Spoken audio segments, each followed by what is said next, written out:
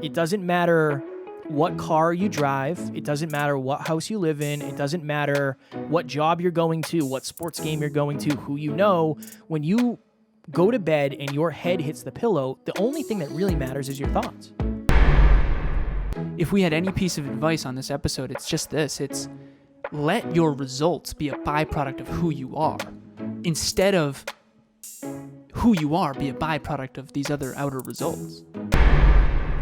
Next Level Nation, welcome back to another very special, as always, episode of Next Level University, where we teach you how to level up your life, your love, your health, your wealth. We hope you enjoyed our latest episode, number 1095. Can limiting beliefs be disguised as empowering ones? Last week's live Q&A. I am giggling because Alan, in the first take of this, Alan tried to drink his water and he spilled it on himself.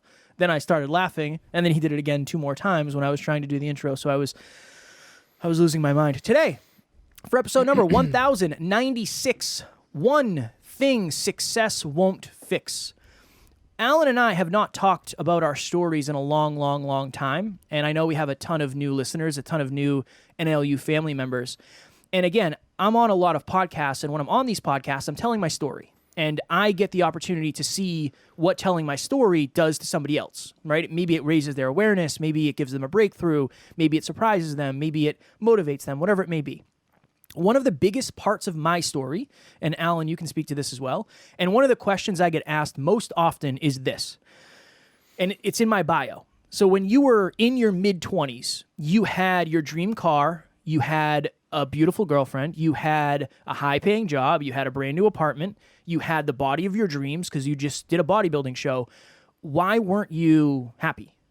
Like, why weren't you fulfilled? Why were you still depressed and anxious and insecure? And the through line that I always get to is I talk about this. I put so much emphasis on external to fix these internal voids that I had, that when I actually became successful, in a way, it kind of got worse. The internal voids kind of got worse because I assumed they were just going to get filled with money. And that's the point of this episode. The one thing success won't fix is the stuff inside you. That's why Alan and I are so big on self-awareness, hyperconsciousness, reflection, deep conversations, vulnerability, because that's the kind of stuff that's going to break that free. No car is going to fix that void inside of you. No house is going to fix that void inside of you. Will it make you feel good? Sure. Can it make you feel significant? Sure. Can it make you feel happy in a moment? Sure. But if you have insecurity around your past, if you have insecurity around the way you look, if you have limiting beliefs, if you have traumas you haven't looked in the mirror at yet, nothing externally is going to fix that. I had somebody the other day, Alan, this was very interesting for me. I did a podcast breakthrough session with 2 young ladies who both are they have many companies and they're very successful. And I was talking about our podcast and our business, and I don't know, it came up that I go on a lot of shows because they're like, yeah, we'd love to have you on our show. And I said, I'm happy to do it. I've gone on 90 shows in the last month or something, and it's been awesome. It's been so awesome. And they're like, 90 shows? How did you do that? And I just show up. Like, I just put my head down and show up.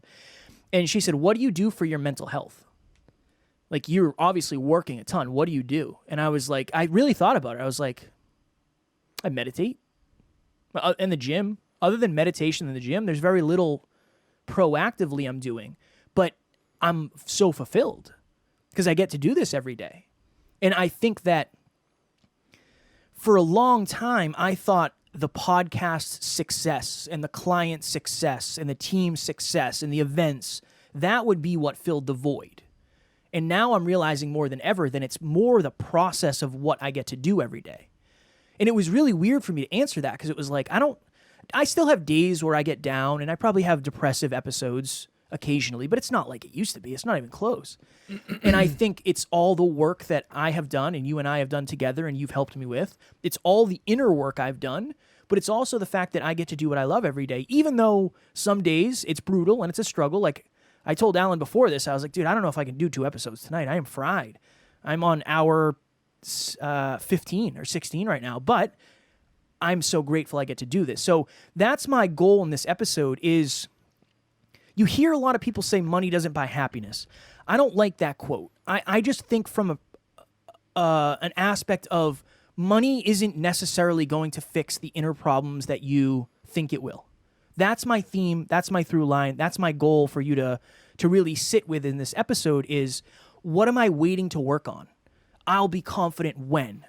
I'll be less insecure when. If you're waiting for external things to happen, I think you might be disappointed, and it might make it harder to look in that mirror because you assume you have the antidote when you don't. You've heard me talking about this. Well done, by the way. You heard me talking about this. I want to say on Monday. On Monday, I said this. I said I'm starting to understand that every human being, and I just wrote a post about this as well. I think it's being posted on a couple days from now. And I wrote the post about how every human being, having coached people all over the world and gotten to see their real life, has two lives. I think every human being has two lives. I think we all have a false life and we have a real life. And the false life represents social media. It represents what people can see from the outside looking in.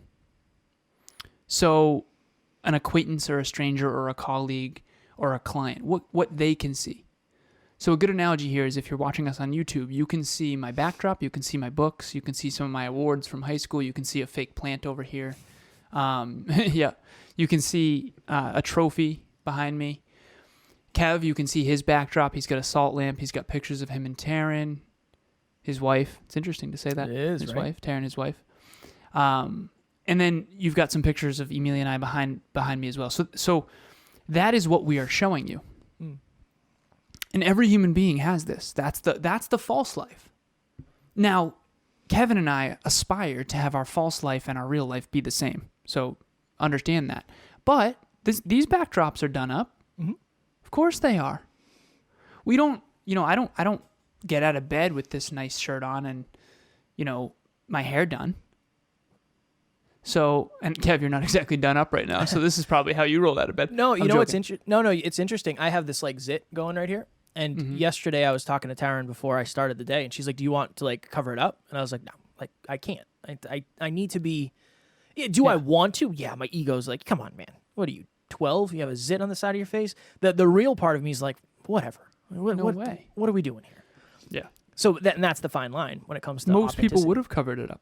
And that's one of my core values. I know. Authentic. I know. Same. Well, it's not one of my top 5 core values, but I think what I've tried to do, and maybe Kevin and I learned this lesson because prior to this podcast, prior to my car accident and his suicidal ideation, if you don't know our stories, we both had our brushes with death in our own unique ways. And after that, we just decided to go all in on the real life. Yeah. We talk often about how we want our character to be better the closer you get to us.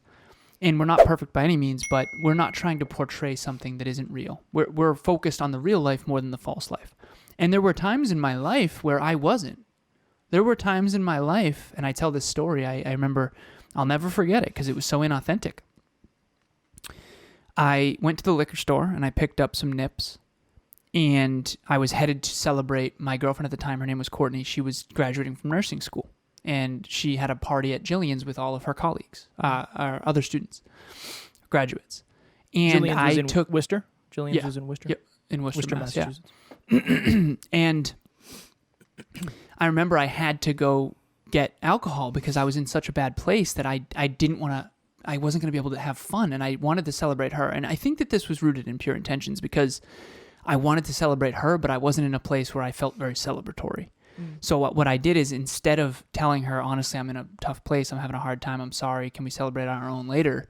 I went and I put on a show. And what I told myself was that I was putting on a show for a good reason. So what I did is I hammered like 3 or 4 nips in the parking lot, and then I got some drinks at Jillian's, and you would have thought I had the best life ever. You'd have thought I was the happiest person ever. And I talk about that because it was false. It wasn't real. There's actually a picture of me cheersing with everyone. And there's it's a picture of like there's got to be 30 people in this damn thing. And it looks like I'm having a blast. But if you were to look deep in my eyes, you'd probably see a deeply unfulfilled person. And so that's the false life. The false life is the life that you portray when your in-laws are coming over, or that you portray on social media, or that, and the other thing. From the outside looking in. The real life is the one that I'm more focused on, and that I want to encourage all of our listeners to focus on. And the solution to what Kevin was describing opening this episode, of like that, the false life is never going to fix it. The false life of trying to make the package prettier or better looking or whatever, the nicer car, the better body, the I don't know, the makeup or the cover up or the clothes that fit just right, like that kind of stuff. Don't get me wrong, I'm not trying to hate on it. Like, I want to look nice too. I love this sweater. I look really good in this sweater. I love this sweater. It shows my physique. You know as well as I do, before Next Level Live, why do you think I chose that photo? I mean, not that photo, that shirt. Yep. That really tight gray one. Little did I know when I sat down, you'd see my gut, but some of those photos were very unflattering. But the point is I choose the clothes that I think look professional and that I think look good. I'm not hating on that. I'm not saying not to wear makeup. I'm not saying not to dress up nice. I'm not saying not to have a nice backdrop on your podcast. What I'm saying is, if you're going to focus your time and effort on improving one of your lives, choose the real life more than the false life. The real life is, and this is my litmus test, Kevin and Emilia are the two closest people to me. If Kevin and Emilia know the truth from the inside out rather than the outside in, and they have good things to say, that's what matters to me way more than whether or not one of our listeners thinks I'm great. And what's ironic and actually quite fascinating is that the people from the outside in actually a lot of times don't like me very much, and the people closest to me wonder why, which is really quite fascinating, honestly, and that's a whole other conversation. But if you're out there watching or listening to this, it's a human nature. It's a human thing. I coach people from all over the world. You're not alone in this. Every human being I coach has these two lives and what they're trying to portray to the world versus what their real life is actually like. And you and I both know the moment your in-laws are coming over, or you're having family over, or you're having those friends over, you know you're going to clean your room. You know you're going to go into your closet and get the dirty laundry out of there. You know you're going to, clean the kitchen, whatever it is. That's what we do as human beings. We want to put on a good show. And I think there's a line that you want to stay in of authenticity, of like, yes, I want to clean this place and I want to be presentable and respectful, but I'm not going to change who I am because I'm afraid of someone else's judgment. And I used to call it #fear no judgment. And I think fear of judgment is actions you take towards the false life when you aren't afraid of judgment and you really are just trying to be a better person from the inside out. I think that that's the real life, and I think that's what we hopefully can help everybody work on. Next Level You is about you. It's about working on yourself, and no car, no plastic surgery, no photos on Instagram are ever going to solve those things. I think of it, and you say this often, Alan, you talk about the house analogy. I really think of the fact that there's the outside of the house and there's the inside of the house. And you can have so many nice things on the outside of the house, but that doesn't necessarily make the inside any better. It's not going to make, and again, we're talking more feelings here than anything, but I just think that's a good analogy. I genuinely thought that if I made $100,000, certain things would just change. I remember thinking that, like, if I have $100,000, I'm going to be fine. I'm going to be fine. Everything's going to be fine. Like, I remember I had $3,000, $4,000 checks that I just didn't have time to cash, and it didn't matter because I had plenty of money in the bank. It wasn't a big deal. And when I got to the end of the year, I was the most miserable I'd ever been because I wasn't working on me. I wasn't working on me. I wasn't becoming more self-aware. I wasn't invested in self-improvement that much. I mean, I was, but not to the to the degree I am today. I think that's the thing is, what you work hardest on, you will be proudest of. And if you're not working on you, that's really what it's about. Yeah. That's really what it's about. And at the end of the night, you go to bed as you. You don't go to 100%. bed as your car, and you don't go to bed as your house. That was one of the biggest things, and this is interesting because what I'm talking about now is what I talk about a lot of times on podcasts, but I haven't talked about a lot of this stuff in a long time. I remember when, quote unquote, hyper conscious. I remember thinking to myself, for most of my life, I have lived unconsciously. After I made $100,000, I said, like, what's going on here? Why aren't I happy? For most of my life, I lived unconsciously. What's the opposite of unconscious? Hyperconscious.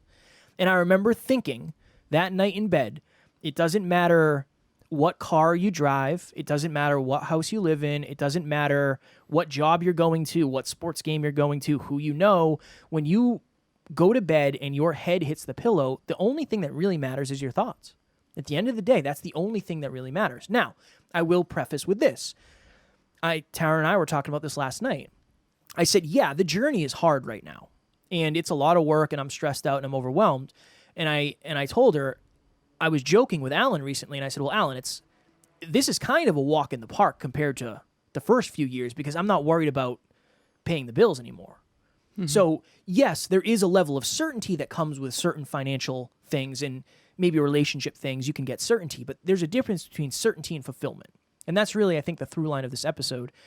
Just make sure you understand yourself, and you're trying to understand yourself at a deeper level always. That's what we're all about. But really start to try to focus on, I expected to get this feeling from this result. Did that happen or did it not? And check in with that. What does that mean? What does that feel like? How often has that happened to you? What did you do with it? I think that's a great awareness piece to start with. And that can be the first layer, and then you can go from there. Hey guys, my name is Laura, and I was a member of group number 2, which was called Gratitude with Attitude. And I just wanted to tell you a little bit about my experience with group coaching. I was over a period of 3 months, we were guided by Kevin and Alan and encouraged to express ourselves without the fear of being judged. So they were very supportive. They are very knowledgeable. They are very, very understanding, and they just provided this safe space for us to be ourselves. And there was an amazing culture of support among all the members of the group, and you are given the opportunity to take as much as you wanted from the experience, participate as much as you wanted or as little as you wanted, and all of it was done in a very, very safe and confidential space. So you really, really have the opportunity to really grow. And to be honest, if it hadn't been for the opportunity to be in group coaching, I would not be able to have the courage to be recording this video right now. So please don't let the opportunity pass you by, because it will be the money best invested in your own personal growth. So don't wait, just do it. I had a client once, and this was really valuable, who got very rich and semi-famous in a very short amount of time. And one of the things that we ended up talking about was how everything that was wrong before actually got worse, not better. He was really deeply lonely. And I had a real conversation with him of like, I know that you might have thought that like all of this fame and fortune, for lack of better phrasing, was going to make you less lonely. It's actually worse, isn't it? He's like, it's way worse. And so money will help you pay your bills, and money will help you be less uncertain about, certain things, but it can't actually solve loneliness. It can't really solve, there's certain things it can't solve. Yeah. And I think that this is the thing. I think that this is what we do. We work on our image thinking that we'll get love. And what we really get is a life where we have to constantly hide what's real and what's true. I had another client recently, and I have so many clients, I'm grateful I can talk about this stuff anonymously and no one could ever connect it. He was like, yeah, by the way, you talked about how you quit porn like years ago at this stage. And he's like, that got me thinking. He's like, I never thought I was addicted. And he's like, now that I look back, it's very clear that I was. I've been like, I think it was 14 days or something at the time. And it's like, he used to every single night, like same, it's time. Yeah, same. And for me, it was never that bad. It was like, a couple times a week. But I remember thinking like, this this feels like a stupid habit. I remember thinking, like, I don't know why I'm doing this sometimes. And so anyways, now that I've overcome that, I'm able to talk about it. See, I wasn't talking about it when I was in it. Yeah. Because you're insecure about it, because you have shame around it. And if you're in that place, you're not alone. Like, you know how much of this world is using that? It's like a huge industry, right? So girls and guys alike, by the way, I coach a lot of people. That's the best thing about coaching. You're behind the curtain in so many people's lives, and so many people are trusting you.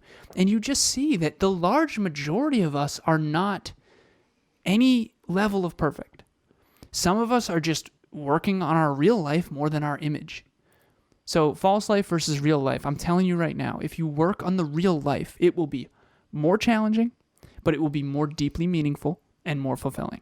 If you work on the image, you will get quick results, and that's the problem. You really will get quick results. You wear a nice dress where you're showing some stuff, and you will get quick results, but I can promise you they're not love.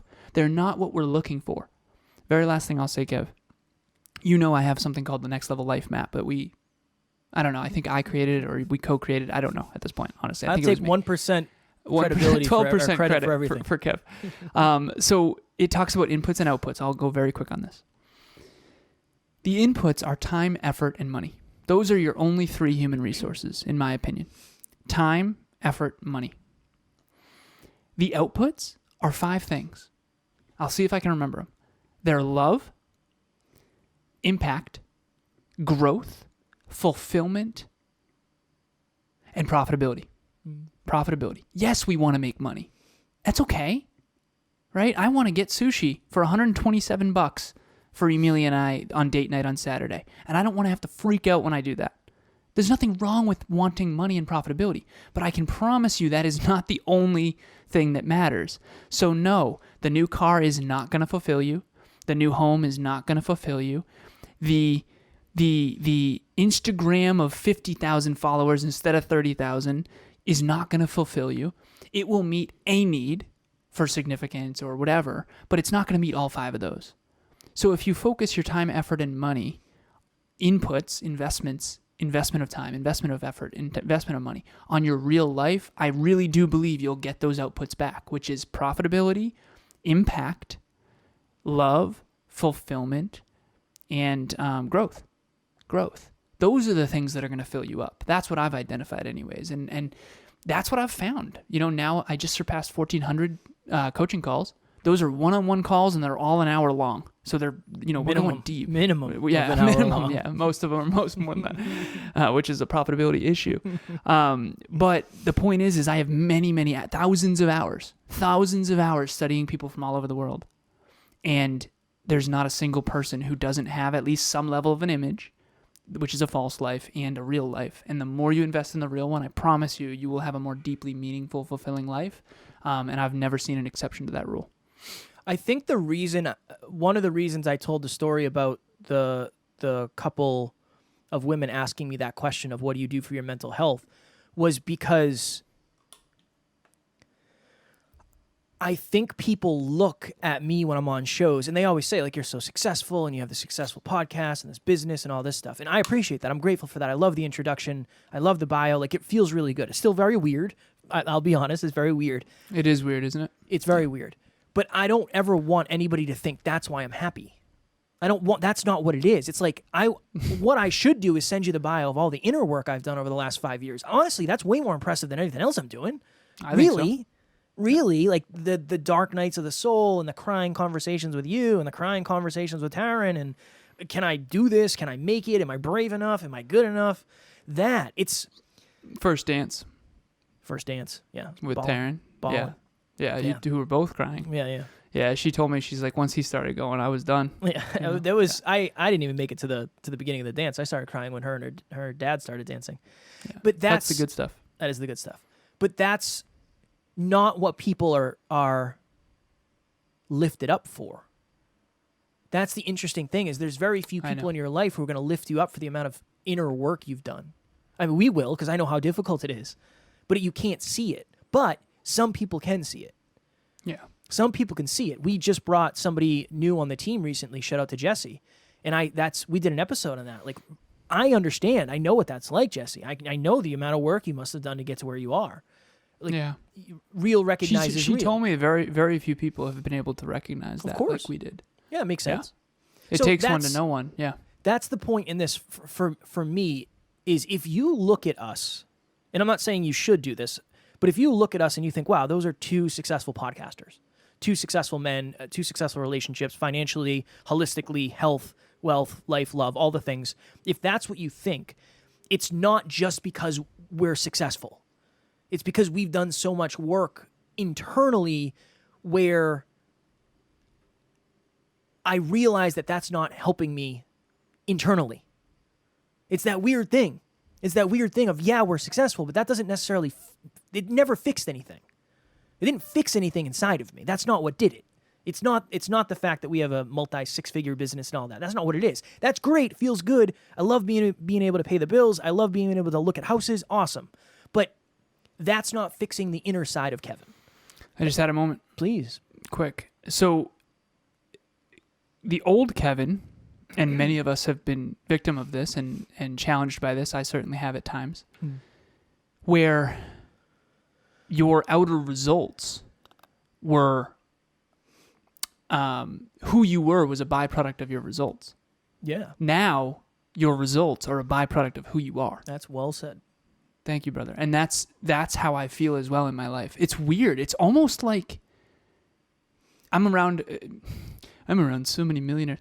I remember, who was the guy we interviewed who was so funny? I was like, what would have happened if that dark moment didn't happen? He's like, I would have been like King Douche is what he called it. Remember which guy?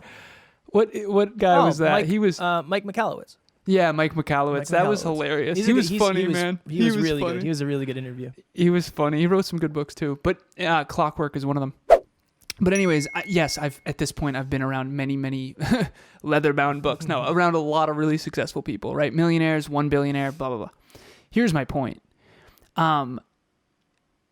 It doesn't really. It isn't what you think. Yeah. And I'm not saying that it's not cool, right? Because I think there's value to proving to yourself that you can get to these really cool places. I mean, I literally am so grateful that one of my heroes, I've been able to coach and guide her. And there's people like literally that I've been able to coach and guide that at one point it was a dream just to meet these people, right? So there's some cool, it's very cool. I'm not going to deny that. It's valuable. Go for it. It's awesome and it is fun. But what really matters is you proving to you that you could do it. And it's who you become on that journey. And in a way, we still want you to go and try for those shiny things, because when you try for those, that's when you're going to realize, like we did, that it wasn't the answer. And then you're going to work on yourself along the way in order to achieve them. But if we had any piece of advice on this episode, it's just this. It's let your results be a byproduct of who you are, instead of who you are be a byproduct of these other outer results. And I remember in The Departed, this will be the very last thing I'll say, I promise. There's this one quote, and it's a villain in the movie. You've heard me quote this before. It's a villain in the movie, and I don't like the character in the movie at all, but this one quote always stood out ever since I was a little kid. This movie came out in 2005. He said, I don't want to be a product of my environment. I want my environment to be a product of me. And that's always stuck with me. You know, it's always stuck with me. Because I think in my early life, I was a product of my environment. And I don't think that's true anymore. I know that it's not true anymore. Yeah. And I think that all of us are on that journey in some way. So work on your real life rather than your false life, and you'll be better off. Last analogy before we go. I like to think of it kind of as you're looking for the key that opens a door. And you don't know what the key looks like. You don't even know if it's a key. It's just somebody says, hey, there's something that'll open this door. You got to go find it. And what do? We go, it's like, this car. Like, that doesn't do it. Okay, cool. For me, like, I know tattoos at one point. I was like, if I get more tattoos, I'll feel more confident. Like, okay, cool, this tattoo. Like, let me get this. This will open that door to self-worth, to confidence, to me not being insecure or whatever. Okay, that's not it. Okay, this cell phone. Like, that'll do it. Like, brand new cell phone. Awesome, let me do that. Brand new laptop. A brand new home. High-end gym membership. Whatever it is. This massage. This whatever it is. When this is what happens. every time you go find a quote unquote key that you think should open the door and it doesn't, it hurts you more. It's like, oh, that's not it. Am I ever going to find this key? That's not it. Meanwhile, the entire time, the key is inside you, and you have to find the key yourself. And that's the only thing you can do. Nobody can find it for you. People can help you, which is wonderful. I mean, again, if I didn't believe in that, we wouldn't be doing this. But that's really the jam. That's the jam. That is the goods of the episode, is it's inside of you. And it's your job to figure that out. Hopefully, this mumbled rambling of Alan and I, very passionate about this topic on this episode, helped you do that. But you hear people say money doesn't buy happiness, and I think that's just layer one. That's just layer one. Money can buy a lot of things, but you have to do the work internally first. And that key is there. The key is there. I would just hate for you to go spend the next 10 years, 5 years, however many years of your life looking for keys, and then ended up disappointed and maybe lower every single time you realize, oh, this isn't it. This isn't it. So I figured that might be a good analogy to end on. Strong work. I appreciate that very much.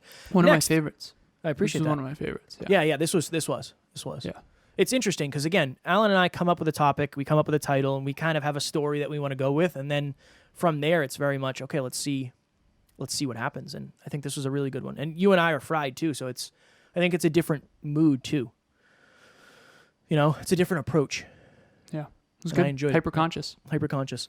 Next Level Nation, as you know, we are doing our review giveaway. So if you are a member of our community and we have added value to you in any way, shape, or form, and you want to leave us a review on your podcast platform of choice. Screenshot it, send it to me or Alan, and we will enter you into a drawing at the end of the month. So as of October 1st, we will pick a lucky winner, and we will send that person a $100 Amazon gift card, no questions asked.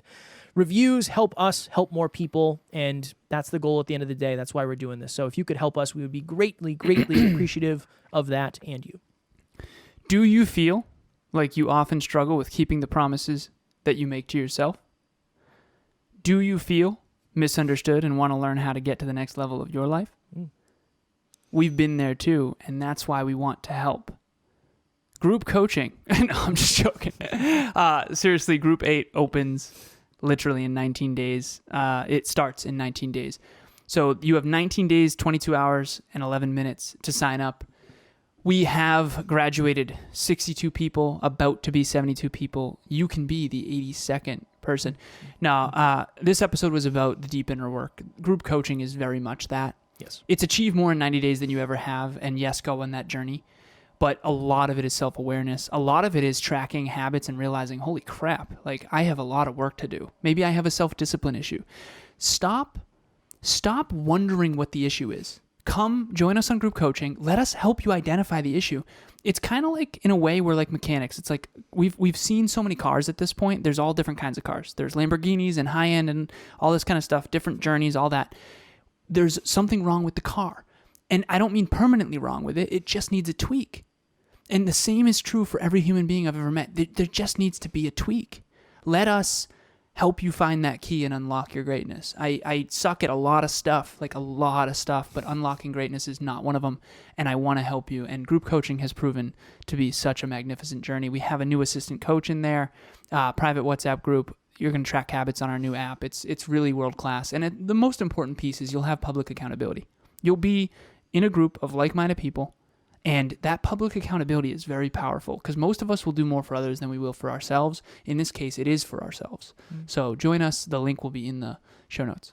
And I can promise it's not like anything you've ever done. And I don't mean that from a place of ego. I just mean that I believe in what we're doing so very much, and we've heard things from people. And that, I go with that. The experiences that people have had, it's like, oh, I've never thought about this before. I've never seen it put this way. And most of that is because of Alan. Again, I get 1% credit for everything we do because my name's on the business, so that's cool for me. But most of it is Alan by his design and his understanding and his awareness and his studies. So I want to make sure I give credit where credit is due. Thank you, brother. You're very welcome, my friend. Next Level Nation tomorrow for episode number 1097. I don't know how I'm going to do 1100. Do I just say 1101? That's going to be weird. What's your relationship with ego? So Alan and I have talked about ego. We talk about it it's kind of the through line of many episodes that we do, but we have an interesting analogy and an interesting story for that episode. Nice work. Thanks, man. I almost got to the end without fumbling. We call that fumbling at the goal line. Next Level Nation, as always, we love you. We appreciate you. Grateful for each and every one of you. And at NLU, we do not have fans. We have family. We will talk to you all tomorrow. I hope you reach out.